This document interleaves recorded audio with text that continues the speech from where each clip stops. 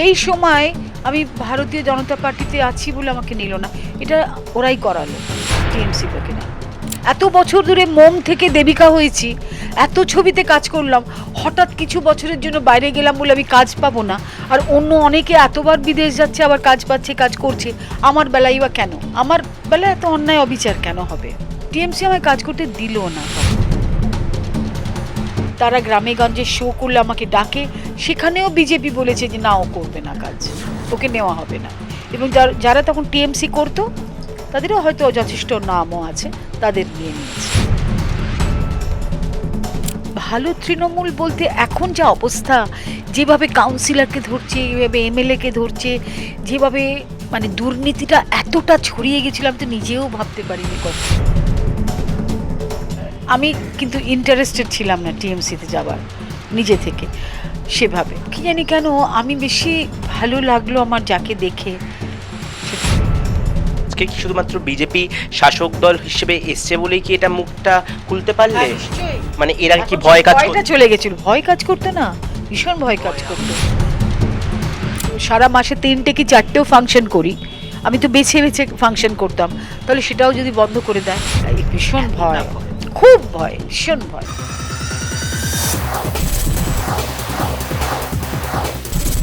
রবিবারে দুপুরবেলা মাংস ভাত খেয়ে ভাত ঘুম দিতে যাওয়ার আগে টিভির চ্যানেল ঘোরাতে ঘোরাতে হঠাৎ দেখলেন বাঞ্ছারামের বাগান অথবা ছোট বউয়ের মতো কোনো একটা সিনেমা চলছে।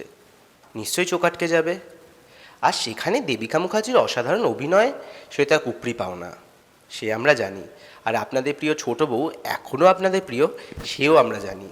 তাই জন্য আমরা আজ কোথায় এসেছি জানেন? আজ আমরা চলে এসেছি আপনাদের সকলের প্রিয় ছোট বউ দেবিকা মুখার্জির নিজের বাড়িতে।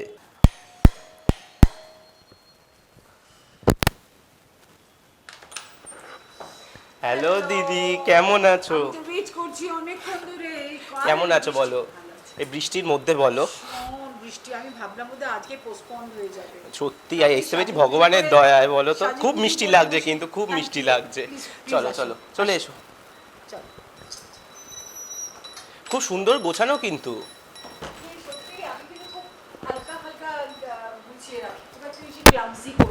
আর এদিকটা একটু আসুন, এটা একটু দেখি দিদি, একটু এদিকে এসো।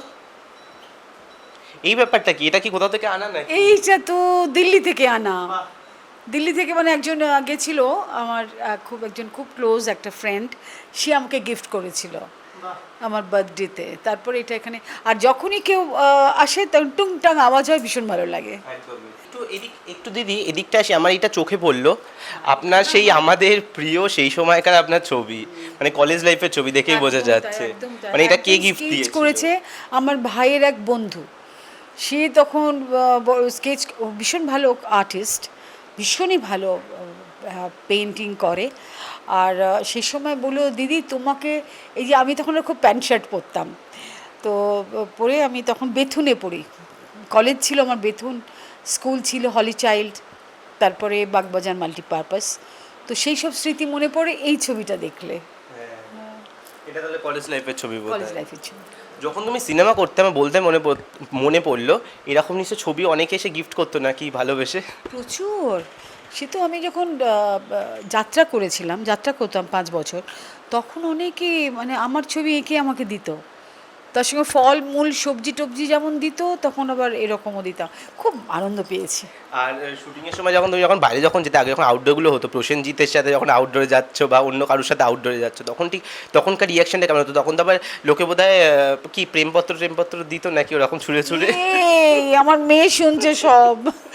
হ্যাঁ হ্যাঁ, প্রেম, একদম প্রেমপত্র তো পেতামই, একটা সময় সব মেয়েরাই পায়, আমিও পেয়েছি। আর স্টার হয়তো ওটা তো যেহেতু একটু বেশি, সবার জন্য প্রেম, মানে ওই প্রেমটা আলাদা। হ্যাঁ সেটা শুনতে পাওয়ার প্রেম, কারণ তাকে কখনো ছোঁয়া যায় না, না এক্স্যাক্টলি। হ্যাঁ, তার কারণ প্রোগ্রামে যখন যেতাম তখন খুবই মানে আমাকে ঘিরে টিরে নিয়ে যাওয়া হতো, আবার ঘিরে ঘিরে চলে আসতাম, কাজেই সবার মনে একটা কিউরিয়াসিটি থাকতো আমাকে দেখার।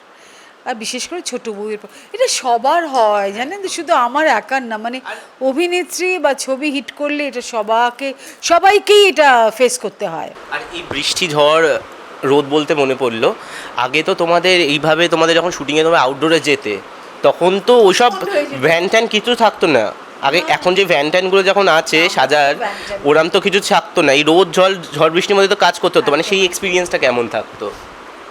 প্রথম কথা, ওয়েদার খারাপ হলে পরিচালক তো পোস্টপন করতো, ক্যান্সেল, এবং তার মানে তো প্রোডাকশনের খরচটা বেড়ে গেল। যারা পার ডে আর্টিস্ট আছে তাদেরও যেমন বেড়ে গেল, প্রোডাকশনের যাবতীয় খরচাটাই বেড়ে গেল। কিন্তু মজাটা হতো সেই সারাদিন যে ছুটির মধ্যে আমরা থাকতাম, একটা আজকে তাহলে শুটিং হবে না, যে যার ঘর থেকে একটা জায়গায় বসে আড্ডা মারা, এগুলো এগুলো খুব আনন্দ। এইসবগুলো জানি না এখন কিভাবে হয়, মানে এখনকার আর্টিস্টরা কীভাবে মানে ফিল করে বা কতটা এনজয় করে। আমরা যেভাবে এনজয় করেছি, যেমন বাঞ্ছারামের বাগান বলে একটা ছবি করেছিলাম তপন সেনার। সময় বলছিলাম আমি দর্শকদের বাঞ্ছারামের বাগান। আচ্ছা, তো সেই সময় আউটডোরে তপনদাও আছেন, তার সঙ্গে মাধবীদিও আছেন, দীপঙ্কর দেও আছেন, সব নমস্য আমার কাছে, খুবই রেসপেক্টেড অভিনেতা অভিনেত্রী, তারাও আছেন।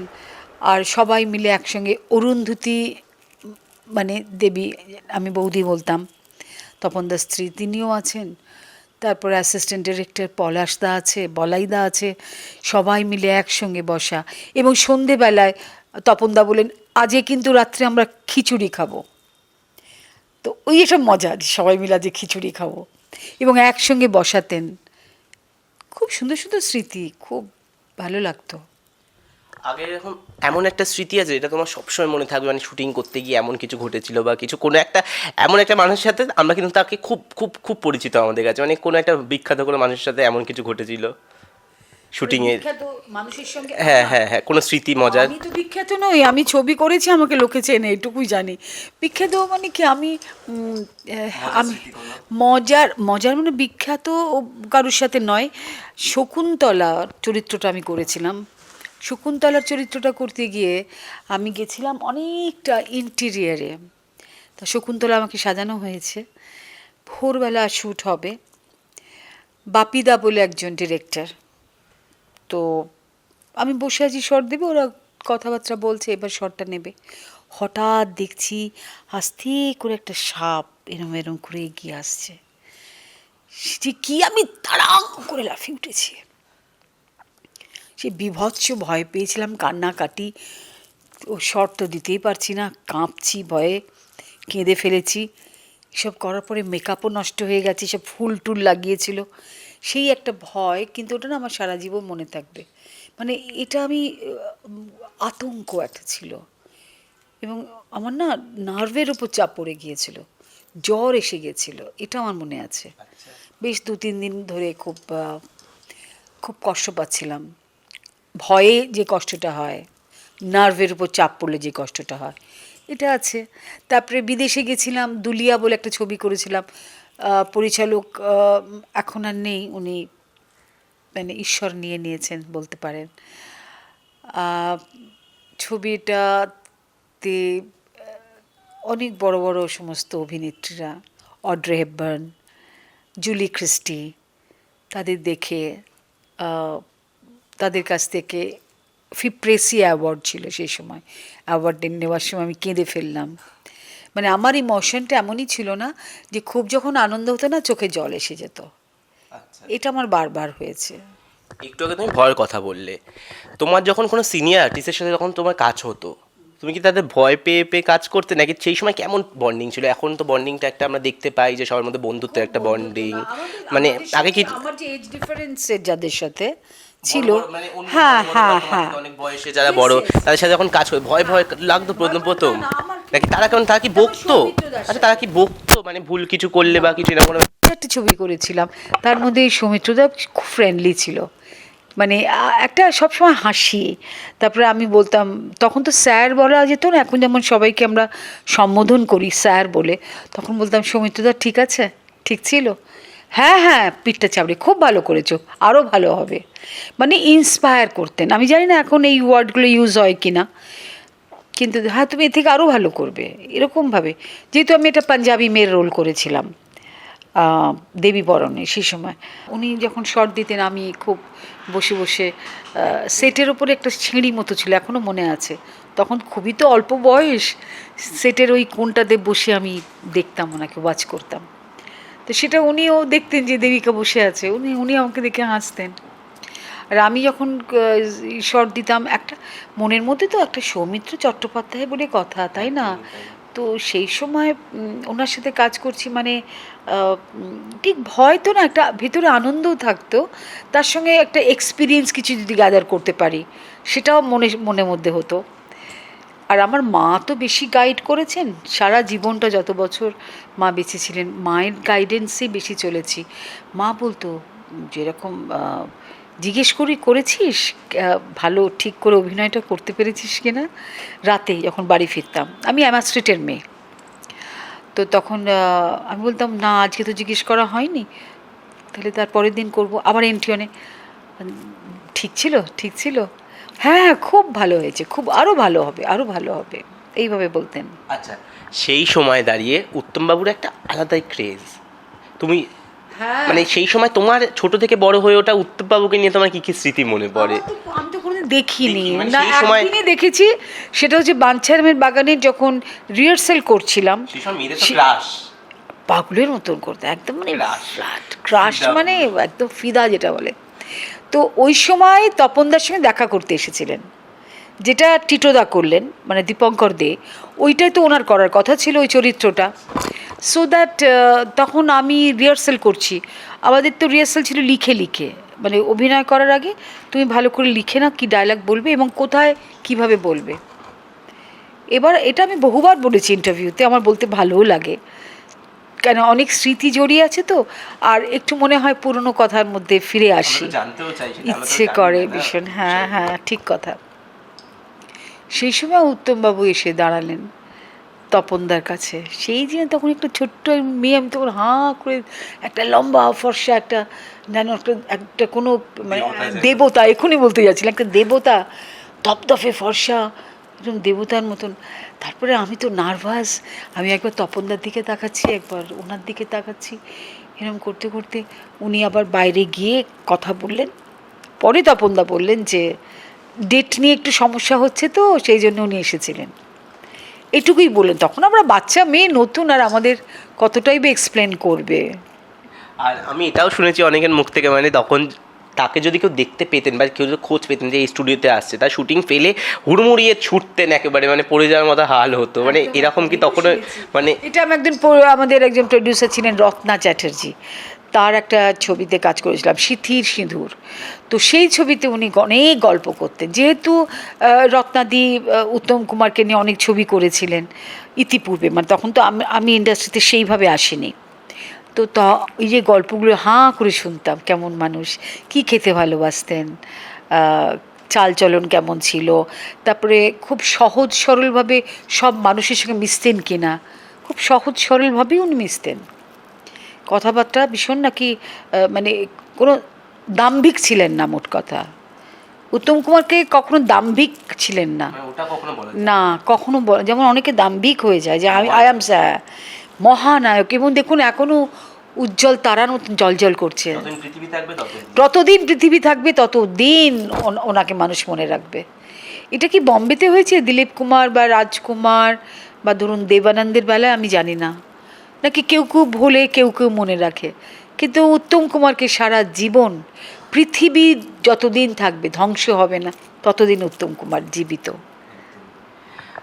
সেই সময় তোমার সাথে প্রসেনজিৎ বাবুর, মানে প্রসেনজিৎ স্যারের অনেক সময় অনেক কথা শোনা গিয়েছিল, দাদাও বলি, তো দাদার অনেক কথা শোনা গিয়েছিল, মানে সেগুলো কি আদৌ সত্যি ছিল? কিরকম? যে তোমার সাথে দাদার কোনো রকম প্রেম রিলেশন, মানে এইগুলো কি মানে সেই সময়, মানে এটা কি শুধুমাত্রই একটা গসিপই ছিল? করে লোকে পড়বে, কিনবে, আনন্দ লোকটা কিনবে, বা ধরুন তখন তো বেশিরভাগ আনন্দলোকই ছিল, যেটা ভীষণ ফেমাস, তারপরে আরও অনেক পত্রিকা ছিল, এগুলো গসিপ। দেখুন এখন তো একটা এমন জায়গায় চলে গেছে, এবং স্টেপ বাই স্টেপ এমন সমস্ত চরিত্র করেছে, এবং যেভাবে ও নিজেকে প্রমাণ করেছে ও ভালো অভিনেতা, এখন আর ওই প্রেমের কথাতে ওই জায়গাটা থেমে থাকতে ইচ্ছে করে না, মানে ওকে আরও অনেক বেশি কুর্নিশ জানাতে, অনেক স্যালিউট করতে, ওকে অনেক ভালোবাসা দিতে, মানে অ্যাজ আ হিউম্যান বিং বলছি, অ্যাজ অ্যান আর্টিস্ট বলছি, সেগুলো যেন মনে হয় যে দেখা হলে যেন সেটা করতে পারি। আর ছেলেবেলায় গসিপ তো হবে হয়েওছে, কিন্তু সেইগুলো তো এখন টেনে নিয়ে আর ভালো লাগবে না, বিকজ আমরা ম্যাচিওর, এখন সবাই আমরা জীবনটাকে অন্যভাবে দেখতে শিখেছি। আমিও তো দেখতে শিখেছি অন্যভাবে, কত এক্সপিরিয়েন্স হচ্ছে, মানুষ বদলাচ্ছে, আমিও বদলাচ্ছি, এই আর কি। চলো তুমি তোমার হাত দিয়ে যা খাওয়াবে সেটাই আমরা খাবো। চলো চলো চলো, চলো, চলো। কফি করি, কফি খাই আমরা সবাই মিলে। বেশ মজা লাগছে কিন্তু না, আজ আমরা দেবিকাদির রান্নাঘরে, মানে এটা ভাবা যায়, মানে আপনাদের সকলে প্রিয়। না আমি কিন্তু পরিষ্কার করি জানো তো, আমার কাজের সব পরিচারিকারা আসে, মাসিরা আসে, কোথাও একটু যদি খুঁত দেখি সেই জায়গাটা গিয়ে আমি ঘষাঘষি করি, কারণ আমার মনে হয় কি একটু ক্লিন থাকলে ভালো হয়। খুব দেখো পরিষ্কার কিন্তু, একদমই তাই। ঠিক আছে। আপনাদের প্রিয় ছোট বউকে এতদিন দেখেছেন আপনারা ভালোভাবে রান্না করতে, সংসার করতে, বিভিন্ন রকমের রান্না করে খাওয়াতে। আজকে আমরা দেবিকা মুখার্জি রান্নাঘরে তার মানে এটা তো একদম আপনাদের জন্য, ফ্যানদের জন্য একটা বড় পাওনা। চলো দিদি, আচ্ছা আমাদের কি করে খাওয়াবে, চলো আগে আগে কফিটা করি। তাহলে এখন কফিটা নিও না, কফিটা দাও।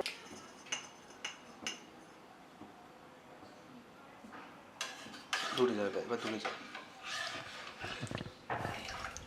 দিদি, এই কফি বা চা দেখতে দেখতে মনে পড়লো, সেই সময় কি এরকম হতো, ধরো তোমরা আছো ওখানকার কিচেন ফিচেনে গিয়ে নিজেদের মতো নিজেরা কফি চা কিছু করা হলো বা কিছু? হ্যাঁ হ্যাঁ, যখন আমরা আউটডোর শুটিংয়ে যেতাম, কীরকম বলো তো, মানে আগে দেখে নিতাম যে জায়গাটা কোথায় এসেছি, কোথায় আমরা মানে রুম পেয়েছি, তারপরে যদি আমাদের যেতে হয় নিচের দিকে কোনো কিচেন আছে, সেখানে গিয়ে আরামসে যে অমলেট করে নিলাম ধরো, বা ধরো একটু আলু ভাজা, তখন তো আলু টালুতে কোনো রেস্ট্রিকশন ছিল না, খুবই আলু টালু খেতাম, তো সো দ্যাট আলু ভাজা করব, যে ওখানে কুক ছিল তাকে একটু ম্যানেজ করে নিলাম যে আমাদের তো আজকে শুটিং নেই, তো একটু আলু ভাজা করব। কেন আপনারা কেন করবেন, আপনারা তো শুটিং করতে এসেছেন। না না না না, কেন আগুনের সামনে যাবে, কেন শুটিং করতে এসে, ওই সঙ্গে ম্যানেজ করে নিতাম, আচ্ছা হেসে টেসে ম্যানেজ করে নিতাম। আচ্ছা, সেই সময় এরকম হতো যে সবাই সবার জন্য প্রিয় প্রিয় রান্না করে নিয়ে যাচ্ছে বা কিছু? হ্যাঁ হ্যাঁ হ্যাঁ হ্যাঁ হ্যাঁ বলো। রান্না করে নিয়ে যাচ্ছে বা কিছু, সকলে প্রিয় প্রিয় রান্না। সেটা কি এন্টিমন স্টুডিওতে হতো। তাপস পাল একবার বললো যে তোমার হাতে আমি এ খাবো। দিদি দেখো কি সুন্দর আমাদের জন্য কফি করেছে, গ্যাসটা নিভিয়ে দিলাম দিদি। তাও বন্ধ করে দাও। তাপস পাল একবার বললো যে আমি পোস্ত খাবো।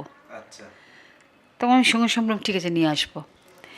তো ওই পোস্ত খাওয়ার ব্যাপারটা মনে আছে, বেশ মা গাঢ় করে সুন্দর করে থকথকে সর্ষে এই পোস্ত দিয়ে কি সুন্দর করে করে দিল।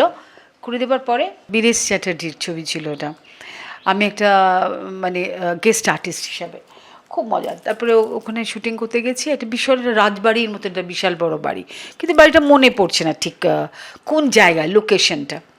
তো ওখানে কদিন ধরে শুটিং করছি, বললো পোস্ত খাবো, তো বললাম ঠিক আছে ঠিক আছে আমি পোস্ত, কেন আমি তো পোস্ত রাঁধতে জানি, তখনও জানতাম। ঘটিটা বাঙাল, আমি এদেশীয়, আমতা, আমি তো এদেশীয়, তবে আমার বিয়ে হয়েছে ওদেশীয়, কিন্তু হ্যাঁ পোস্ত, আর ওর বোধহয় আমার মনে হয় ও বোধহয় এদেশীয় হবে।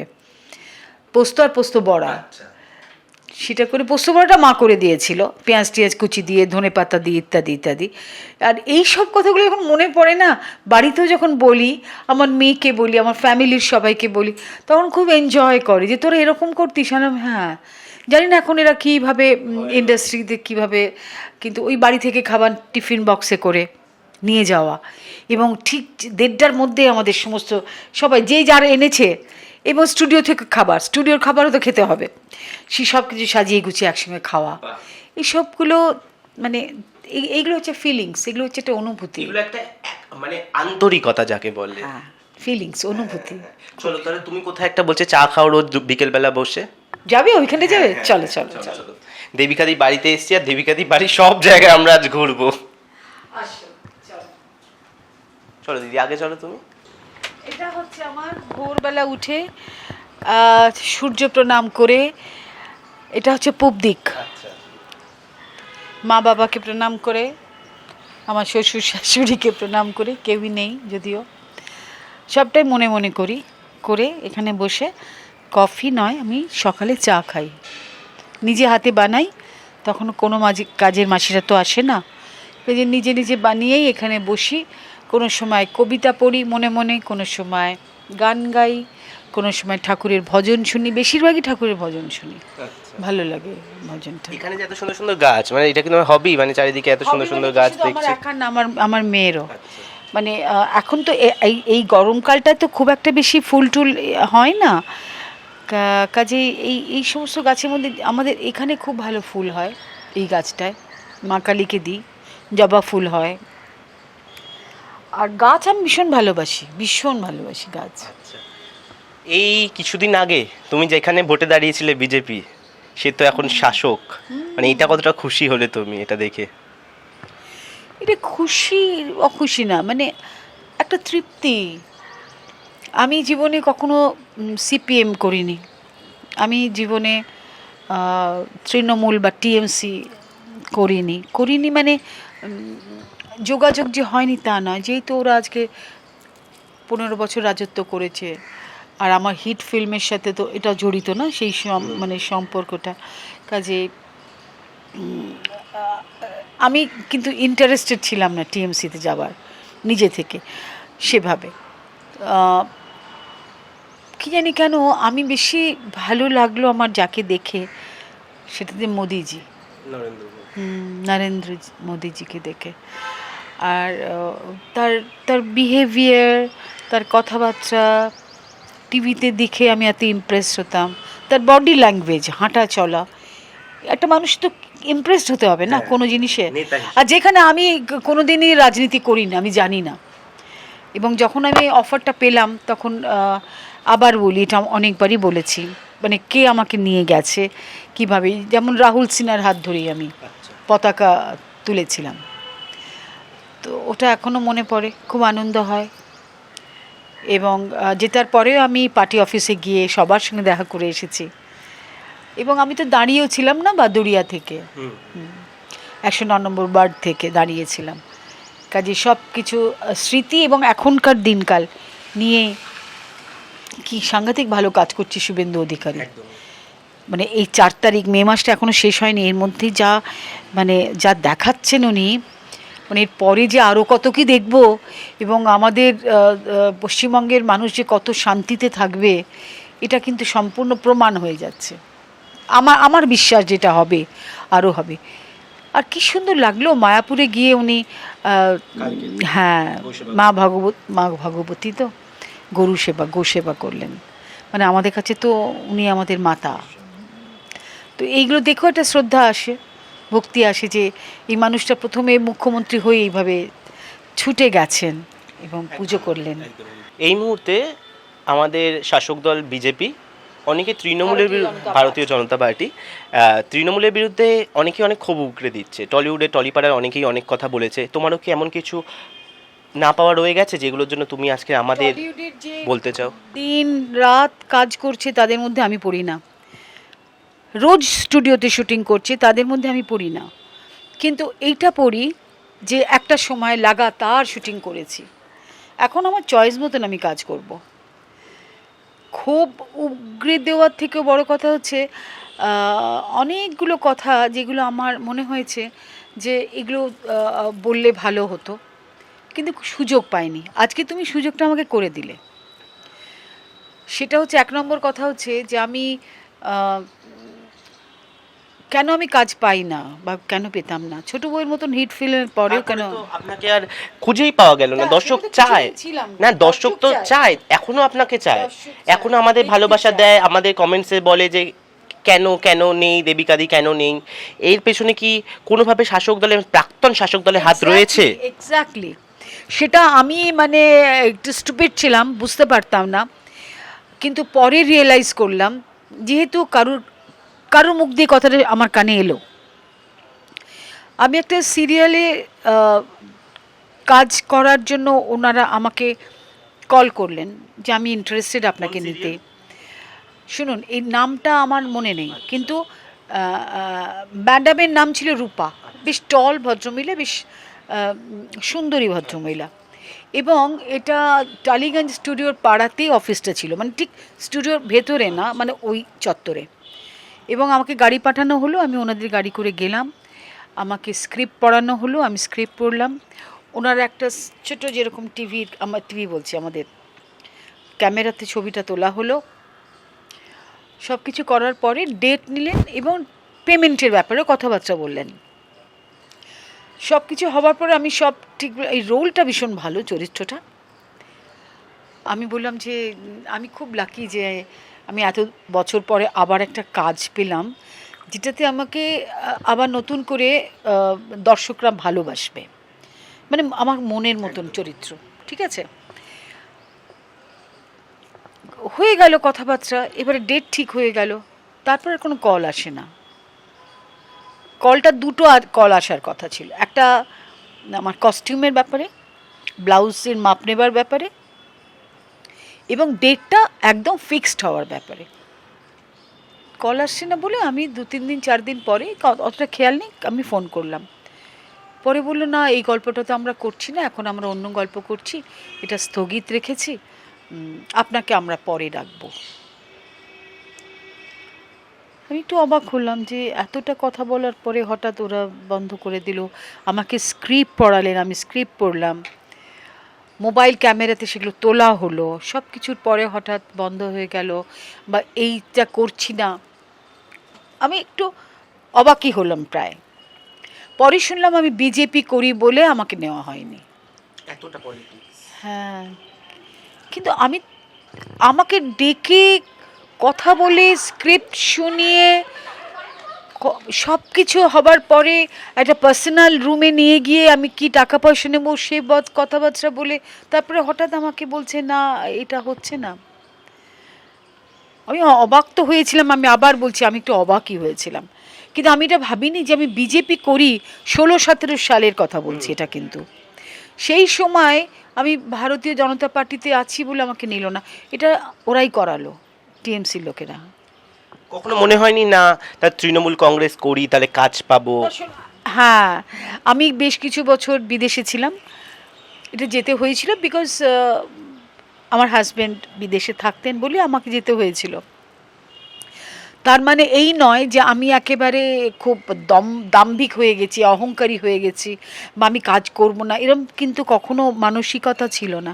আমি জানি আমি আবার কাজ পাবো, এটা আমার মনের মধ্যেই ছিল। এত বছর ধরে মোম থেকে দেবিকা হয়েছি, এত ছবিতে কাজ করলাম, হঠাৎ কিছু বছরের জন্য বাইরে গেলাম বলে আমি কাজ পাবো না, আর অন্য অনেকে এতবার বিদেশ যাচ্ছে আবার কাজ পাচ্ছে, কাজ করছে, আমার বেলায় বা কেন? আমার বেলায় এত অন্যায় অবিচার কেন হবে? তো যাই হোক, সেটা পরে রিয়েলাইজ করলাম। টিএমসি আমায় কাজ করতে দিল না, তখন কাজ দিতে দিল না, পলিটিক্স করলো। এরকমভাবে অনেকবারই আমি রিয়েলাইজ করেছি। ফাংশন করতে গেছি, বেশ নাম করাই অর্গানাইজারেরা, যেমন সুনীল ঘোষ আমাকে নেবে ঠিক করেছে, আমাকে অ্যাডভান্স পাঠিয়ে দেবে বলেছে ওর লোক দিয়ে, সব ঠিক। পরে বলছি দিদি এইটাতে বোধহয় তুমি স্টেজটা করছো না। বললাম কেন, কি হয়েছে? তখনও না আমি বুঝতে পারিনি যে এরকমভাবে পলিটিক্স, না তুমি বিজেপি করো তো সেই জন্য তোমাকে ওরা নিতে চাইছে না। আমি কিন্তু নামটাই করে বললাম এই কথাটা। তখন আমি সত্যি কেঁদে ফেলেছিলাম যে এরকম করে কেন আমি কিন্তু কোনোদিন তো ওদের তো কোনো ক্ষতি করিনি, বা ওদের সাথে কোনো বাক বিতণ্ডায় যাইনি বা জেলাসি দেখাইনি। আমি একজন অভিনেত্রী, আমি সুস্থভাবে কাজ করতে চাই। আমার ছবি হিট করেছে বলে গ্রামেগঞ্জে আমাকে লোকে ভালোবাসে, তারা গ্রামেগঞ্জে শো করলে আমাকে ডাকে, সেখানেও বিজেপি বলেছে যে না, ও করবে না কাজ, ওকে নেওয়া হবে না। এবং যারা তখন টিএমসি করতো তাদেরও হয়তো যথেষ্ট নামও আছে, তাদের নিয়ে নিয়েছে। অর্গানাইজারের তো কোনো দোষ নেই, তারা তো অর্গানাইজ করছে।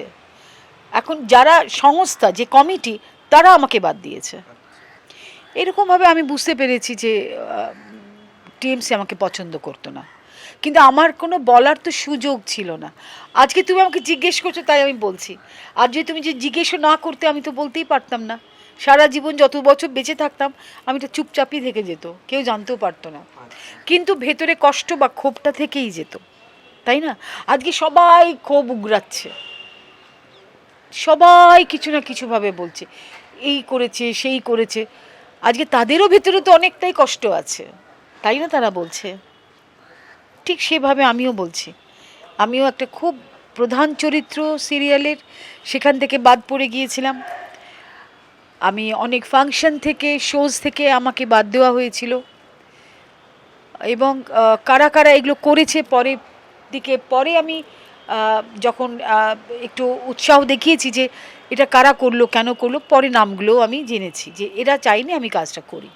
মানে আমি ফাংশনটা যাই, যেহেতু ওখানে মধ্যমণি হয়ে যাব, যে দেবিকা মুখার্জি নাইট হবে, সেটা ওরা সহ্য করতে পারেনি, আমাকে বাদ দিয়ে দিয়েছে। তো সেই রং বদলটাকে তুমি কিভাবে দেখছো? মানে অনেকে সবুজ থেকে গেরুয়া হয়েছে, বা অনেকে অনেক কথা বলছে, তো সেটাকে তুমি কিভাবে দেখছো? নতুন প্রজন্ম, পুরনো প্রজন্ম দুটোই। শ্রমিক ভট্টাচার্য তিনি বলেছেন এখন কোনো বেনো জল ঢুকতে দেওয়া হবে না।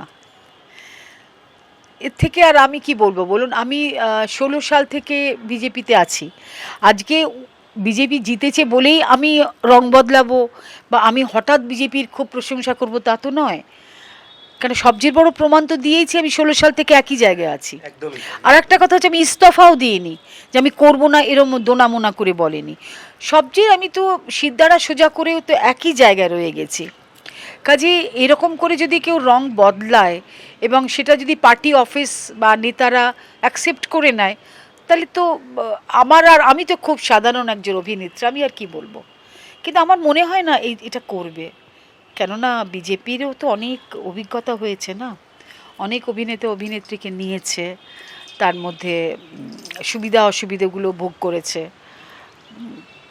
এই পার্টি এখন অন্য জায়গায়। একটু আগে তুমি শ্রমিক ভট্টাচার্যের কথা বললে, উনি বলেছেন, হ্যাঁ, উনি বলেছেন যে ভালো তৃণমূলদের আমরা হয়তো জয়েন করাবো। ভালো তৃণমূল ব্যাপারটা তুমি কিভাবে দেখছো? মানে তৃণমূলেরও কি ভালো খারাপ এইটা আদৌ কি সম্ভব? অবশ্যই আছে, হয়তো গুণে 2 জন কি 3 জন। কেমন সেই ভালো তৃণমূল যদি শ্রমিকদা দেখতে পান, তাহলে সেটাদের ওনারা বিচার করবেন কি করবেন। ভালো তৃণমূল বলতে এখন যা অবস্থা, যেভাবে কাউন্সিলরকে ধরছে, যেভাবে এমএলএকে ধরছে, যেভাবে মানে দুর্নীতিটা এতটা ছড়িয়ে গেছিল, আমি তো নিজেও ভাবতে পারিনি কখনো। তোমার সাথেও হয়েছে? হ্যাঁ, না আমার কি মানে চুরি, মিথ্যে কথা, চালাকি কতটা এগিয়ে গেছিল, সারা দেশটাই তো পচে যাচ্ছিল। টলিউডও দুর্নীতির শিকার অনেকে। হ্যাঁ, অনেক অনেক। তারা তো আজকে বলছে, তাদের ক্ষোভটা তো প্রকাশ করছে। আমি একটা সিনিয়র আর্টিস্ট হিসেবে আমি এই দুটো বললাম, আমার কাছে তো কেউ জানতে চায়নি। আজকে তুমি এসেছো বলে তুমি জানতে পারলে, যে তুমি জানতে না চাইতে তাহলে আমি কাকেই বা বলতাম। শুনুন দাদা আমাকে এরম করেছে, এটা তো বলতে পারতাম না। আচ্ছা, আজকে কি শুধুমাত্র বিজেপি শাসক দল হিসেবে এসছে বলেই কি এটা মুখটা খুলতে পারলে? নিশ্চয়ই। মানে এর আগে কি ভয় কাজ ভয়টা চলে গেছিল, ভয় কাজ করতো না, ভীষণ ভয় কাজ করতো। হ্যাঁ, যদিও হয়তো সারা মাসে 3টে কি 4টেও ফাংশন করি, আমি তো বেছে বেছে ফাংশন করতাম, তাহলে সেটাও যদি বন্ধ করে দেয়, একদম এই ভীষণ ভয়, খুব ভয়, ভীষণ ভয়। সেই ভয়টা না মানে জয় শ্রীরাম তো, ওই রাম কথাটা নারায়ণ তো, ওই ভয়টা পশ্চিমবঙ্গ থেকে চলে গেল। সবাই যেটা বলছে ভয় আউট, ভরসা ইন। ভরসা, একদম তাই, ভরসাই ইন। সেটা তো আমাদের মুখ্যমন্ত্রী শুভেন্দু অধিকারী দেখাচ্ছেনই। এত তাড়াতাড়ি এসে এত মানে কাজে এতটা অগ্রসর হওয়া সাংঘাতিক ব্যাপার। পরবর্তীতে যদি বিজেপি কখনো ভাবে যে তোমাকে কোনো রকম কোনো ভোটে প্রার্থী করবে, তুমি সেটা নিয়ে কি ভাবছো? মানে দাঁড়াবে? একবার তো দাঁড়িয়েছিলাম, বোধহয় বলেছি, বাদুড়িয়া থেকে, আর 109 নম্বর ওয়ার্ড থেকে কাউন্সিলর।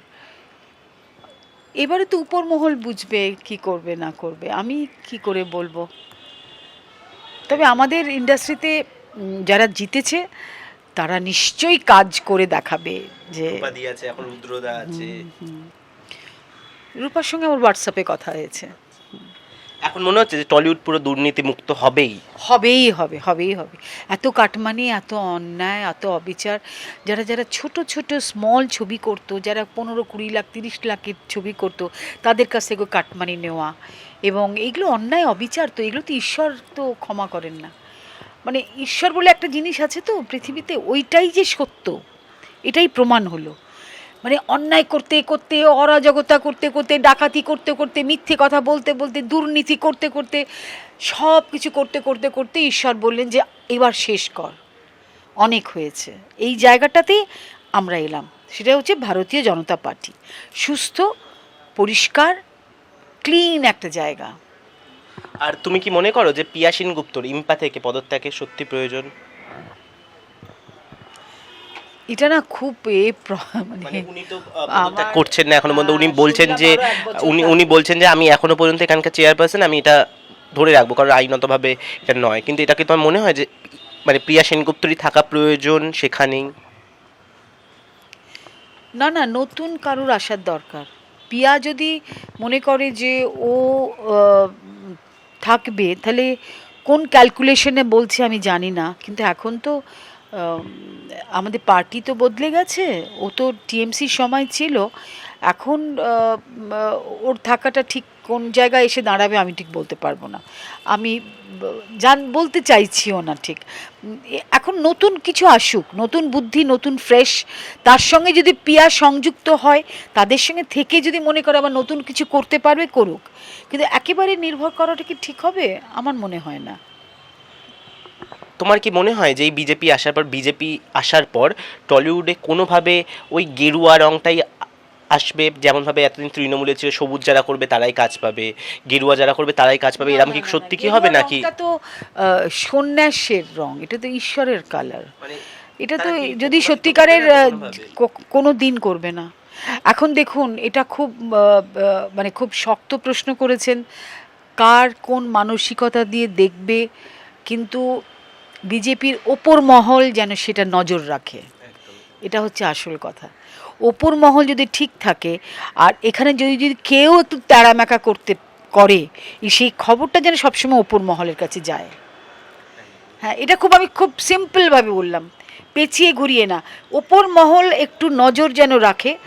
হ্যাঁ, না একদম ছেড়ে দিলাম, যা পারছে করুক, তাহলে কোথায় এসে দাঁড়াবে তাহলে কেউ বলতে পারছে না।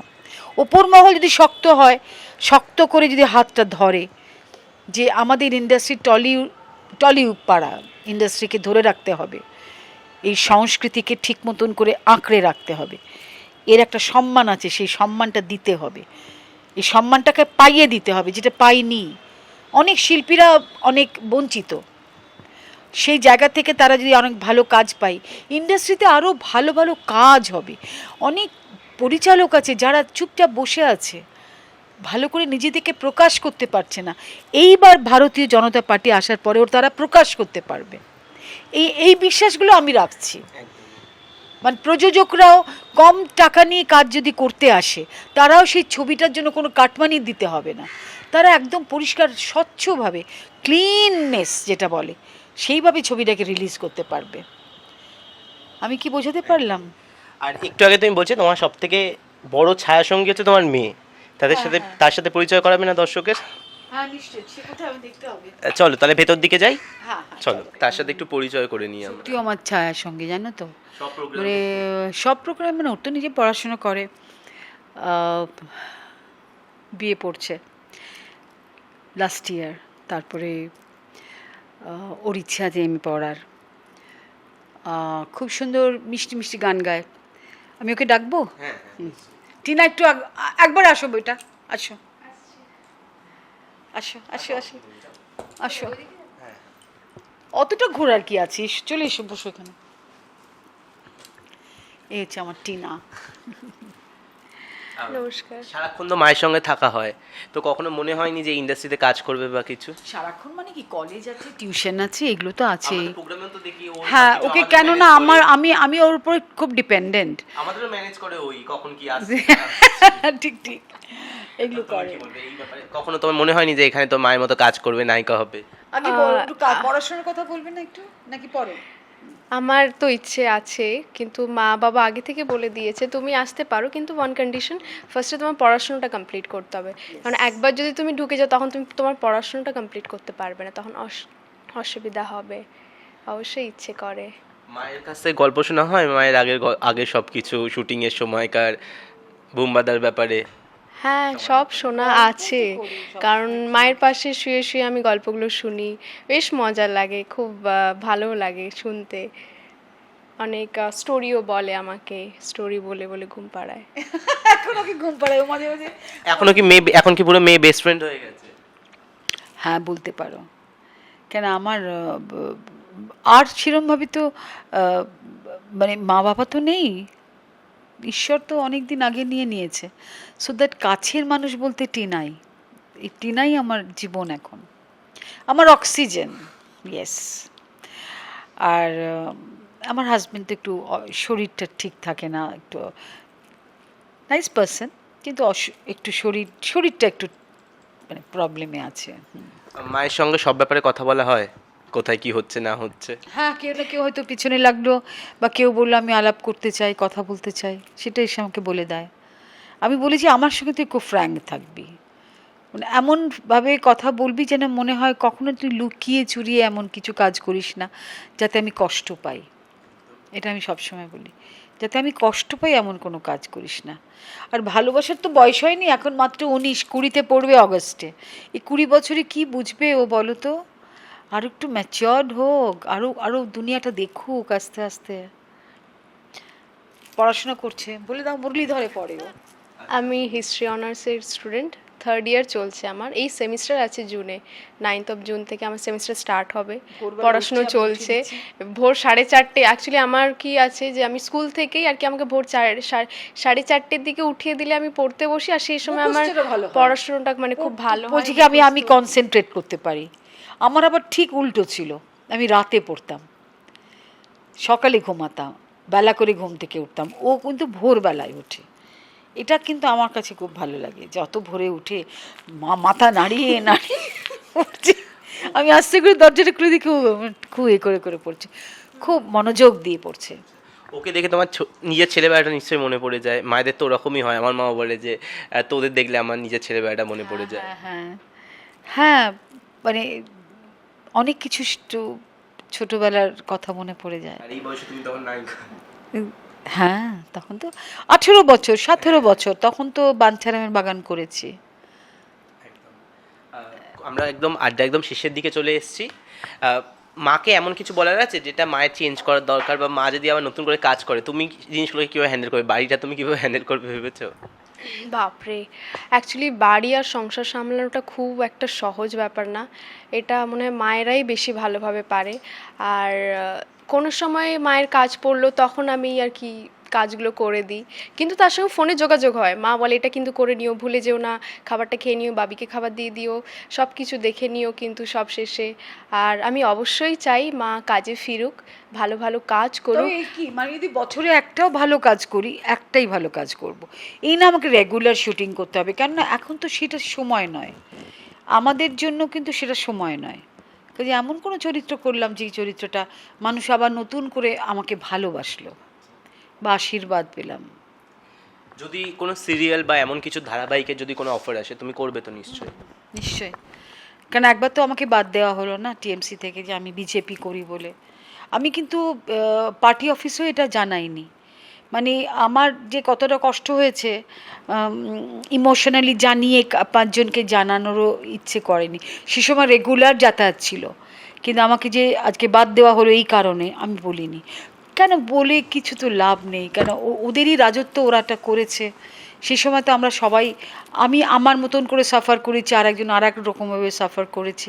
ইদানিংকালে আরও সমস্ত কত আর্টিস্টের মুখ থেকে কত রকম যন্ত্রণার কথা পাচ্ছি, কিন্তু এটা শেষ হলো এটা।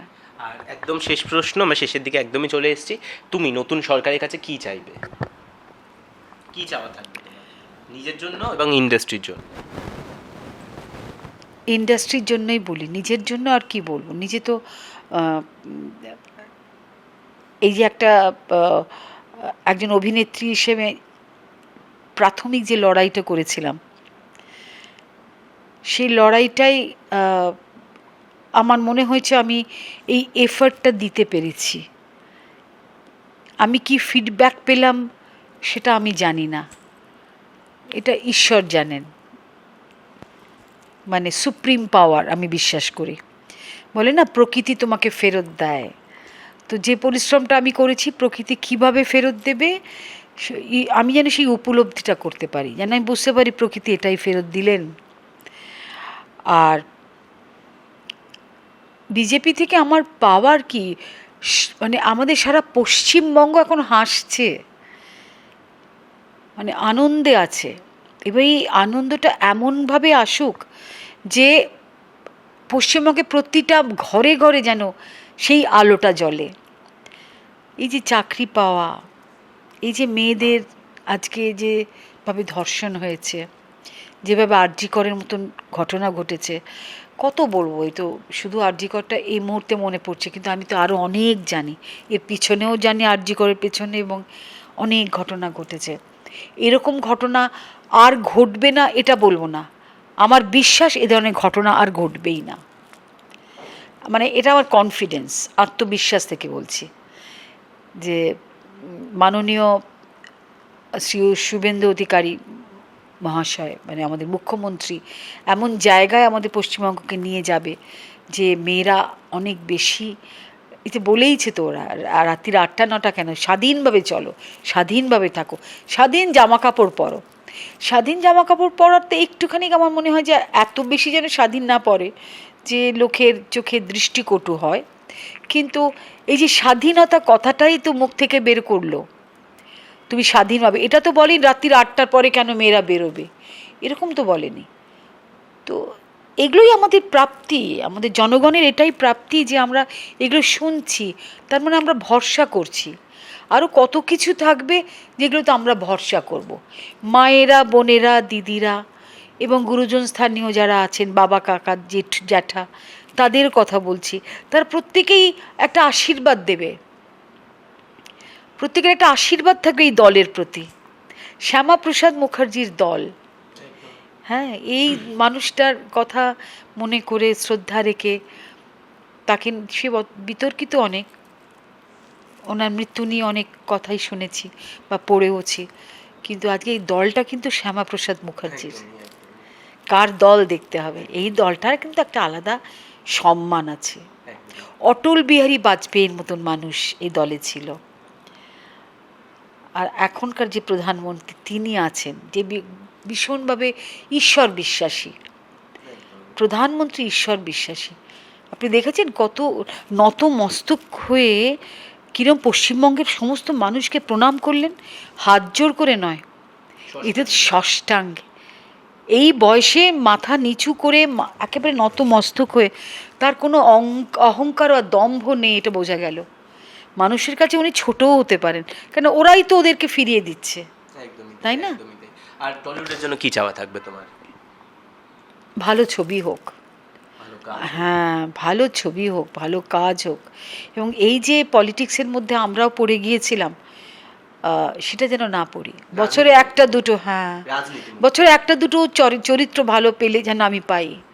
আমাকেও তো কিছু পেতে হবে না, আমিও তো একটা পরিশ্রমী মেয়ে, আমিও তো প্রমাণ করেছি, তো আমি প্রমাণ করার পরেও আমি এতটা অবহেলিত হয়েছি, সেটা যেন আর না হই। এবার সেই দৃষ্টিটা যেন ঘোরে না, ঘোরার কথাই ঘোরা উচিত। এবং ভারতীয় জনতা পার্টির উপর মহল যদি সেইভাবে ইন্ডাস্ট্রিটাকে একটু দেখে, যত্ন করে, সময় দিয়ে, সময়টাই তো বড় কথা, সময় দিয়ে, তাহলে সবাই কাজ পাবে, কেউ ডিপ্রাইভড হবে না। ডিপ্রাইভড হবার জন্য এই দল নয়। আর দর্শকদের শেষে কি বলবে? দর্শকদের একটা কথাই বলবো যে এবারে সময় এসেছে ভালো ছবি দেখার।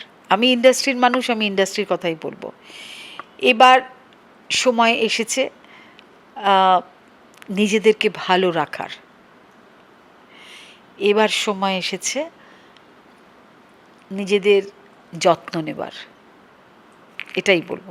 এর মানে অবজেকশন আছে, এইটাই যে আমার মা না, মানে আমি ঘুমিয়ে থাকি তো হঠাৎ দেখছি কি আওয়াজ হচ্ছে কিচেনে, তো আমি উঠে দেখি কি মা রান্না করছে। এটা আমার বলার মা দরকার ছিল। তুমি এই সময়, আমার হ্যাঁ ঘুম কি ভেঙে করবো, গেছে আমার তো। ঘুম ভেঙে গেছে। বদলানো কি দরকার? হ্যাঁ এটা বদলানোটা দরকার, কারণ নিজের সবজি কেটে এই সময় এরকম করছে, এই রান্না করছে, ওই করছে, তো এটা মা রান্না করতে খুব ভালোবাসে, তো আমি হ্যাঁ, চাইবো না, সেটা না, যেন আমার হঠাৎ রাত্রে যদি কোনোদিন ঘুম ভেঙে যায় তখন আমি ফ্রিজ থেকে সবজি টবজি নিয়ে নিলাম, নিয়ে টুকটাক করে কেটে কেটে একটা কিছু, হয়তো অনেক সবজি আছে না একটু করে পড়ে আছে, সেগুলো হয়তো কোনোবার ব্যবহার হবে না, তো আমি কি করব, আমার ভোরবেলা ঘুম ভেঙে গেছে, তো আমি তখন ওটা করি, ওটা ওর আপত্তি যে তুমি কেন এত রাত সকালে কেন করছো, কে খাবে এই রান্না, কেন করছো, এরকম বলে, ছেলে মানুষই, কিন্তু আমার করতে ভালো লাগে, আমি কিন্তু আবার করব, ও বললেও আমি করব। ওই সরকার বদলের কথা হচ্ছে, তোমারও বদলটা কি হওয়া উচিত সেটা বলছি আর কি। সরকার বদলের পর তুমি কি চাও, ও কি চায় সরকার বদলের পর সেটা বললো। সরকার বদলের পর ওইটা চাইছে মা যেন ভোর রাত্রে রান্না না করে। একদমই। ইনফ্যাক্ট আমার ঘুম ভেঙে যায় অনেক সময়, তখন তো ঈশ্বরের প্রার্থনা করে নিলাম, কিন্তু তারপরে আর কি করব, ঘুমটা তো ভেঙে গেছে, কতদিন কতবার পায়চারি করব, কতবার ছাদে যাব, ছাদে জল দেবো, ইত্যাদি ইত্যাদি করার পরেও মনে হয় একটু সবজিগুলো নিয়ে একটু বসে টুকটুক করে একটু রান্না করি। টলিফোকাসের দর্শকদের তুমি কি বলবে?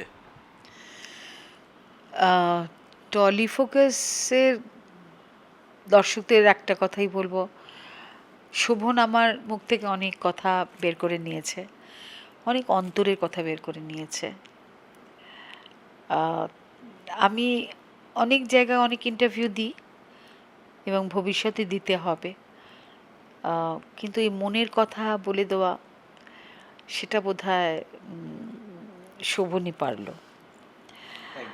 হ্যাঁ, এটা তার জন্যে শুভেচ্ছা না,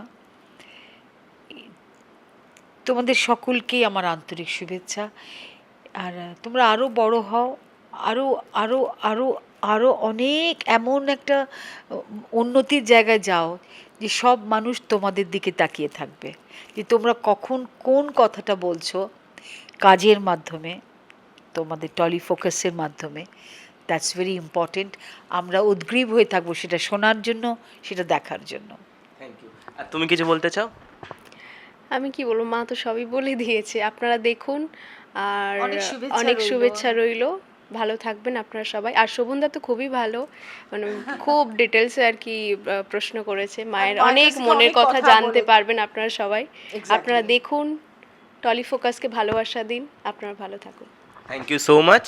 আর এইরকম বিভিন্ন আরও ইন্টারভিউ দেখতে গেলে অবশ্যই চোখ রাখতে হবে টলিফোকাসে। Thank you. Tollywood focus Kolkata চ্যানেলটি আপনাদের ভালো লেগে থাকলে লাইক করুন, সাবস্ক্রাইব করুন এবং অবশ্যই আপনাদের পছন্দের ভিডিওটি শেয়ার করুন। Tollywood focus Kolkata.